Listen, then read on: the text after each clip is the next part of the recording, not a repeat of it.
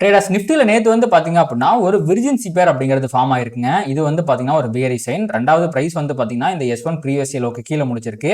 இதுவுமே வந்து பாத்தீங்கன்னா ஒரு பியரி சைன். அதாவது ஆல்ரெடி மார்க்கெட் பியரிஷா தான் இருக்கு. அது கண்டினியூ ஆகுது அப்படிங்கறத வந்து இது இண்டிகேட் பண்ணுது. அதை தாண்டி வந்து பாத்தீங்க அப்படின்னா இன்னைக்கு வந்து ஒரு டிசெண்டிங் மீடியம் சிபேர் அப்படிங்கிறது ஃபார்ம் ஆயிருக்குங்க. இதற்கு என்ன அர்த்தம் அப்படின்னா மார்க்கெட் கீழே போறதுக்கு நிறைய வாய்ப்பு இருக்கு. அதாவது ப்ரீவியஸ் டே லோ தாண்டும் போது ஃபர்தரா செல்லிங் பிரஷர் வந்து கீழே போயிடும். சப்போஸ் அது இல்லாம மார்க்கெட் மேல வருது அப்படிங்கும்போது கண்டிப்பா இந்த previous day high and R1 இந்த லெவல் இருக்கு பாத்தீங்களா, அதாவது 25,129 இருந்து 25,150க்குள்ள ஒரு ரிவர்சலை நம்ம எதிர்பார்க்கலாம் அப்படிங்கிறதா வந்து பாத்தீங்கன்னா சிபிஆர் நம்ம கிட்ட சொல்லுது.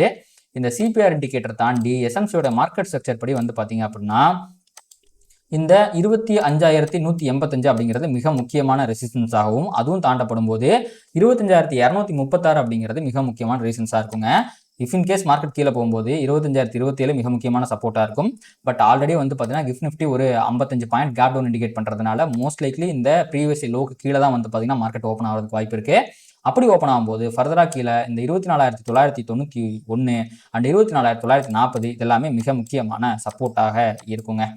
ஸோ இந்த டெய்லி டைம் ஃப்ரேமில் இந்த ப்ரீவியஸ் எலோ அப்படிங்கிறது மிக முக்கியமான சப்போர்ட்டாக இருக்குது. இதை தாண்டி 1 ஹவரில் ஒரு க்ளோஸ் வச்சிருச்சு அப்படின்னா ஃபர்தராக இன்ட்ராடேலையும் சரி பொசிஷன்லாம் சரி நல்ல ஒரு செல்லிங் ப்ரெஷர் வரதுக்கு வாய்ப்பு இருக்குது.